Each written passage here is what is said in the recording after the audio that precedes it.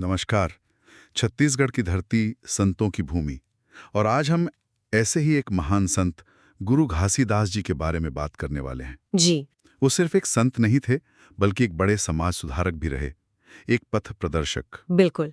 और उनकी कहानी को, उनके विचारों को समझने के लिए हमारे पास एक लेख है, संत गुरु घासीदास, सत्य और समानता के पथ प्रदर्शक। अच्छा। तो आज हम इसी लेख के आधार पर उनके जीवन, उनके दर्शन, खासकर सतनाम और समाज पर उनका जो असर रहा, उस पर थोड़ी गहराई से बात करेंगे। हाँ, मतलब सिर्फ जानकारी नहीं, बल्कि लेख क्या खास बता रहा है वो समझेंगे। जी। कोशिश यही रहेगी कि हम उस लेख की जो समझ है उसे सामने ला पाएं। बहुत बढ़िया। तो चलिए देखते हैं कैसे उन्होंने सतनाम मतलब सत्य को ही ईश्वर माना, कैसे समानता की बात की, अहिंसा और यहाँ तक कि पर्यावरण की भी चिंता की। हाँ, वो भी सदियों पहले। सही कहा। तो शुरू करते हैं गुरु घासीदास जी के जीवन और उनके संदेशों की ये पड़ताल। तो कहानी की शुरुआत होती है 18 दिसंबर 1756 से, छत्तीसगढ़ का गिरोधपुरी गांव। जी। लेख बताता है कि उनका जन्म एक बहुत ही मतलब साधारण किसान परिवार में हुआ था। गरीबी थी। हाँ, ये अहम बात है क्योंकि उनका जो परिवेश था वही उनकी पहली पाठशाला बना। अच्छा, कैसे? देखिए, लेख इस बात पर जोर देता है कि उन्होंने बचपन से ही समाज की कड़वी सच्चाइयों को बहुत करीब से देखा। जैसे कि? जैसे गरीबी की मार, जाति के नाम पर जो गहरा भेदभाव होता था, ऊंच नीच का बोलबाला, लोग कैसे अंधविश्वासों में जकड़े हुए थे, ये सब उन्होंने ना सिर्फ देखा बल्कि महसूस किया। ये अनुभव उनके अंदर गहरे उतरते गए होंगे। बिल्कुल। ये सिर्फ बाहरी चीजें नहीं थीं। लेख इशारा करता है कि इन्हीं अनुभवों ने उनके मन में सवाल खड़े करने शुरू कर दिए किस तरह के सवाल? कि भाई, इंसान इंसान में इतना फर्क क्यों है, ये दुख क्यों है समाज में, इसका असली कारण क्या है। ये सवाल सिर्फ दिमागी नहीं थे, उनके अंदर एक बेचैनी पैदा कर रहे थे। और यही बेचैनी कह सकते हैं आगे चलकर उनके विचारों का आधार बनी। हाँ, बिल्कुल। लेख के अनुसार यही शुरुआती अवलोकन और अनुभव उनके भविष्य के क्रांतिकारी दर्शन की नींव बनी। उनका परिवेश ही उनके विचारों को गढ़ रहा था। फिर जैसे जैसे वो बड़े हुए, दुनिया के दुख, तकलीफें, समाज की जो अजीब सी रीतियां थीं, उनका अनुभव और भी गहरा होता गया। उन्हें लगा कि ये जो ऊपर ऊपर समस्याएं दिख रही हैं, इनकी जड़ें कहीं ज्यादा गहरी हैं। और इसी सच्चाई की खोज में, लेख कहता है, वो एकांत की ओर मुड़ गए।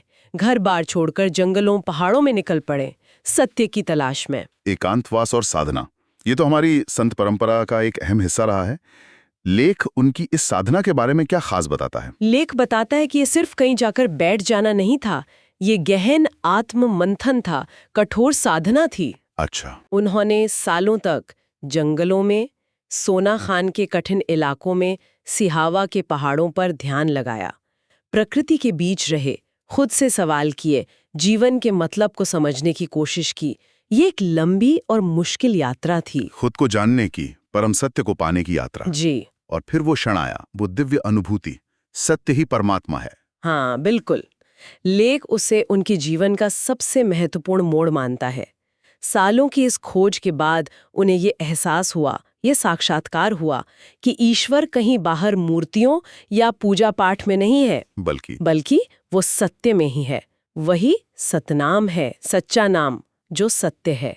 और ये एहसास उनके लिए सिर्फ एक विचार नहीं था, इसने उनके पूरे वजूद को बदल दिया। और इसी एहसास ने उनके जीवन की दिशा बदल दी, मतलब अपनी खोज से समाज की तरफ। बिल्कुल। लेख साफ कहता है कि इस आत्मबोध के बाद वो समाज में लौटे जरूर, पर एक नए मकसद के साथ। क्या मकसद था वो? अब उनका लक्ष्य सिर्फ अपनी मुक्ति नहीं था, बल्कि पूरी मानवता का भला करना था।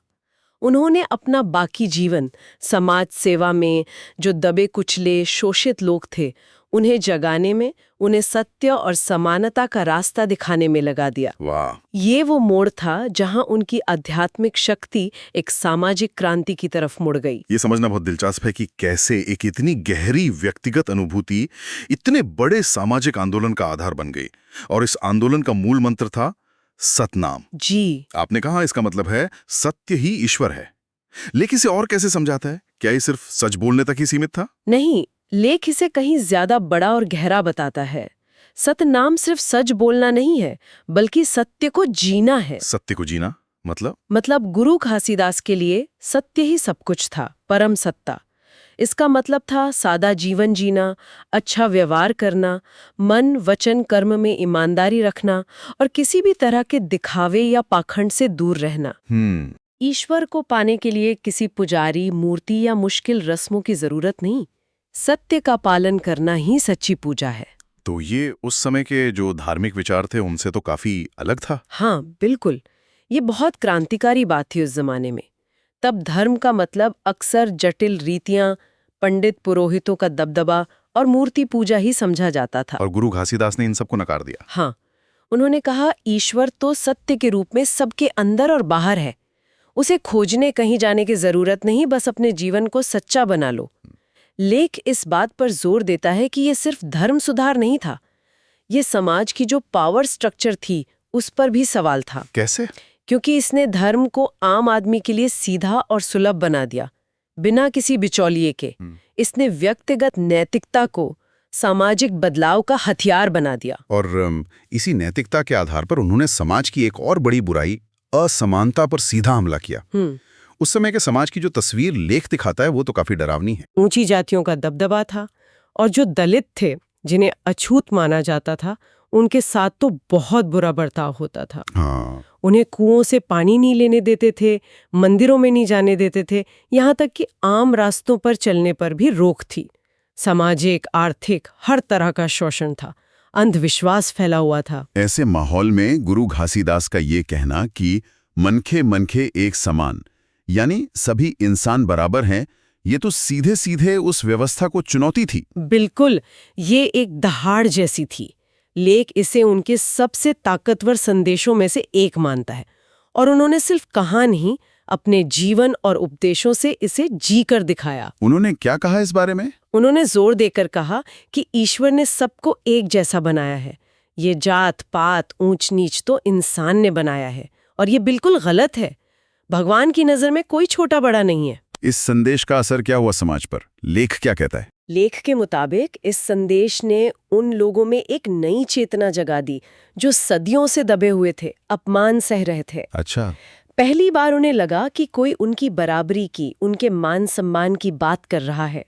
इससे उनमें आत्मविश्वास आया, अपनी इंसानी गरिमा का एहसास हुआ।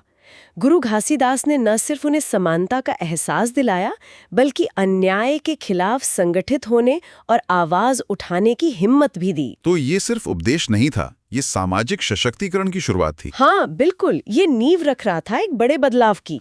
समानता के साथ साथ आपने उनके नशा विरोधी अभियान का भी जिक्र किया था शुरू में। हाँ। लेख उसे कैसे देखता है? क्या वो सिर्फ सेहत का मामला था? नहीं, लेख उसे एक बड़े सामाजिक सुधार के तौर पर देखता है।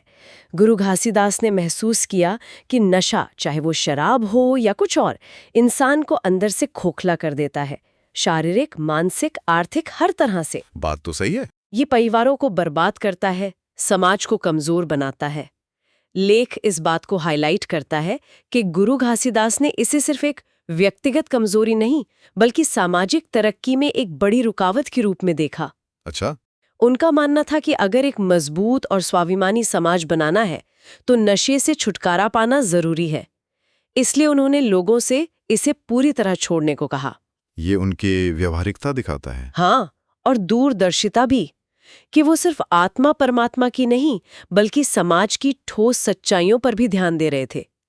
गुरु घासीदास की सोच सिर्फ इंसानों के आपसी रिश्तों तक ही सीमित नहीं थी, ये उससे आगे प्रकृति तक जाती थी। और लेख इस पहलू को भी सामने लाता है, जो उन्हें अपने समय से बहुत आगे का विचारक साबित करता है। आप पर्यावरण चेतना की बात कर रही हैं, ये तो सच में बहुत अनोखी बात है उस जमाने के हिसाब से। लेख क्या बताता है इस बारे में? लेख बताता है कि गुरु घासीदास प्रकृति को भगवान का ही रूप मानते थे। उनके लिए पेड़ पौधे, नदी, पहाड़, ये सब ईश्वर की ही निशानियां थी। अच्छा। इसलिए उनका आदर करना, उनकी रक्षा करना इंसान का फर्ज है। ये सिर्फ इसलिए नहीं कि प्रकृति हमारे काम आती है, बल्कि ये गहरा आध्यात्मिक सम्मान था। क्या इसका कोई व्यवहारिक रूप भी था? मतलब उनके अनुयायी इसे कैसे अपनाते थे? हाँ, लेख में जिक्र है कि उनके अनुयायी, सतनामी समाज के लोग, आज भी प्रकृति का बहुत सम्मान करते हैं। कई मौकों पर वो पेड़ों या जंगल को साक्षी मानते हैं। ये परंपरा सीधी गुरु घासीदास की शिक्षाओं से आई है। उन्होंने सिखाया कि प्रकृति को नुकसान पहुंचाना भगवान को ही दुख देने जैसा है। ये सोच तो आज के समय में, जब हम पर्यावरण संकट से जूझ रहे हैं, कितनी ज्यादा प्रासंगिक है। बिल्कुल। तो क्या लेख उन्हें एक तरह का प्रारंभिक पर्यावरण संत कहता है, या ये हम आज समझ रहे हैं? लेख सीधे सीधे शायद ये शब्द इस्तेमाल न करे, पर जो बातें वो बताता है उससे यही नतीजा निकलता है। उनका प्रकृति के सम्मान और संरक्षण का संदेश इतना साफ है कि उन्हें पर्यावरण चेतना का एक अग्रदूत कहा जा सकता है। लेख ये बताता है कि उनका नजरिया सिर्फ मानव केंद्रित नहीं था, बल्कि जीवन केंद्रित था, जिसमें प्रकृति भी उतनी ही महत्वपूर्ण थी जितना इंसान। ये उनके सतनाम और समानता के सिद्धांत का ही विस्तार था। अगर सब में वही सत्य है, तो प्रकृति भी उसी सम्मान के हकदार है। बिल्कुल सही। ये अद्भुत है कि कैसे उनके सारे विचार सत्य, समानता, प्रकृति, सम्मान आपस में जुड़े हुए थे, और इन विचारों को जमीन पर उतारने के लिए, एक समुदाय बनाने के लिए उन्होंने सतनामी समाज की स्थापना की। लेख इस समाज की स्थापना के बारे में क्या बताता है? क्यों जरूरत पड़ी इसकी? लेख के अनुसार सतनामी पंथ या समाज की स्थापना का मुख्य मकसद उन लोगों को एक पहचान देना था, एक संगठन देना था, जो उस समय के समाज में हाशिए पर थे, जातिगत भेदभाव झेल रहे थे। उन्हें एक सम्मानजनक पहचान देना। जी, ये सिर्फ एक धार्मिक समूह बनाना नहीं था, बल्कि एक तरह की वैकल्पिक सामाजिक व्यवस्था खड़ी करनी थी। अच्छा, तो ये व्यवस्था अलग कैसे थी? इसका आधार क्या था? सतनाम यानी सत्य में विश्वास, सादगी, नैतिकता और सबसे जरूरी पूरी तरह समानता। सतनामी समाज ने जाति-पाति, ऊंच नीच, मूर्ति पूजा और जो ब्राह्मणवादी कर्मकांड थे उन्हें पूरी तरह नकार दिया। लेख बताता है कि इसमें शामिल होने के लिए किसी खास जाति का होना जरूरी नहीं था। तो फिर क्या जरूरी था? बस गुरु घासीदास के सिद्धांतों को अपनाना। इसने लोगों को एक ऐसी जीवन शैली अपनाने को कहा जो दिखावे से मुक्त हो, जहां मेहनत और अच्छे आचरण का सम्मान हो और जहां सब बराबर हो। तो ये असल में सामाजिक न्याय का आंदोलन था। हाँ, सामाजिक न्याय और एक तरह से सांस्कृतिक आजादी का आंदोलन था, जिसने हजारों लोगों को नया जीवन और आत्मविश्वास दिया। आज गुरु घासीदास हमारे बीच सशरीर नहीं है, लेकिन उनकी विरासत पूरी तरह जीवित है। लेख इस बात को भी दिखाता है कि उनकी शिक्षाओं का असर आज भी छत्तीसगढ़ और आसपास के इलाकों में लाखों लोगों के जीवन पर है। हाँ। सतनामी समाज आज भी एक प्रमुख समुदाय है जो उनके दिखाए रास्ते पर चलने की कोशिश करता है। और गिरौदपुरी, उनका जन्म स्थान, वो तो अब एक बहुत बड़ा तीर्थ बन गया है। वहाँ के जैतखाम का जिक्र भी बहुत होता है। जी हाँ, गिरौदपुरी अब सिर्फ एक गांव नहीं, आस्था का बहुत बड़ा केंद्र है। हर साल उनकी जयंती पर दिसंबर में और दूसरे मौकों पर भी लाखों लोग वहां आते हैं। अच्छा। लेख में बताया गया है कि वहां जो विशाल सफेद जैतखाम बना है वो कुतुब मीनार से भी ऊंचा है, और वो सतनामी समाज के गौरव, उनकी पहचान और गुरु घासीदास के सिद्धांतों की अटल ऊंचाई का प्रतीक है। सत्य और समानता की विजय का प्रतीक। बिल्कुल। ये दिखाता है कि उनकी विरासत सिर्फ किताबों में नहीं, लोगों के दिलों में और जमीन पर भी जिंदा है। तो मतलब 250 साल बाद भी उनके विचार सत्य, समानता, अहिंसा, करुणा, सादा जीवन, प्रकृति प्रेम, ये आज भी उतने ही प्रासंगिक हैं, शायद आज की दुनिया में और भी ज्यादा। निसंदेह। लेख भी इसी नतीजे पर पहुंचता है कि उनके संदेश समय से परे हैं। आज जब समाज में इतना बंटवारा, नफरत, झूठ और पर्यावरण के प्रति लापरवाही दिख रही है, हाँ। तब गुरु घासीदास के विचार हमें रास्ता दिखा सकते हैं। उनका जीवन हमें सिखाता है कि असली आध्यात्मिकता रस्मों में नहीं, बल्कि इंसानी मूल्यों को जीने में है, सत्य पर चलने में है, सबके प्रति बराबरी और दया का भाव रखने में है। उनका संघर्ष हमें याद दिलाता है कि सामाजिक न्याय और बराबरी के लिए आवाज उठाना कितना जरूरी है। तो अगर हम आज की बातचीत से मुख्य सीखों को समेटें, जैसा कि लेख बताता है, तो वो क्या होंगी? लेख के आधार पर देखें तो कुछ मुख्य बातें हैं। पहला, सत्य की सर्वोच्चता, सतनाम, सत्य ही ईश्वर है और जीवन का आधार होना चाहिए। ठीक है। दूसरा, पूर्ण समानता, जाति, लिंग या किसी भी आधार पर कोई भेदभाव नहीं, सब इंसान बराबर है। तीसरा, अहिंसा और करुणा, सिर्फ इंसानों के लिए नहीं, सभी जीवों और प्रकृति के लिए भी दया। चौथा, सामाजिक सुधार, नशे जैसी बुराइयों और अंधविश्वासों को छोड़कर एक सेहतमंद और जागरूक समाज बनाना। और पांचवा, प्रकृति का सम्मान, पर्यावरण को भगवान का रूप मानकर उसकी रक्षा करना, ये सब मूल्य आपस में जुड़े हैं। और एक बेहतर इंसान और समाज बनाने का रास्ता दिखाते हैं। बिल्कुल। बहुत अच्छे से आपने इसे बताया। वाकई गुरु घासीदास का जीवन और दर्शन हमें बहुत कुछ सिखाता है। लेख ये साफ करता है कि उनका संदेश सिर्फ एक इलाके या समुदाय के लिए नहीं, पूरी मानवता के लिए है। जी सच्ची धार्मिकता का मतलब दिखावा नहीं, बल्कि व्यवहार की शुद्धता और समानता है। बिल्कुल। उनका जीवन इस बात का सबूत है कि कैसे एक अकेला इंसान भी अपनी इच्छा शक्ति, सत्य के प्रति लगन और करुणा के दम पर समाज में इतना गहरा और स्थायी बदलाव ला सकता है।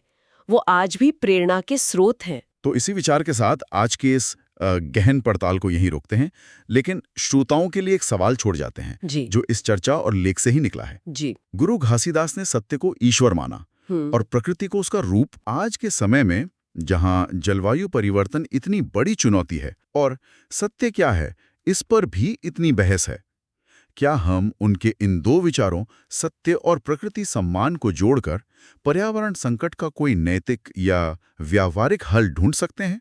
सोचने वाली बात है। इस पर विचार जरूर कीजिएगा। नमस्कार। नमस्कार।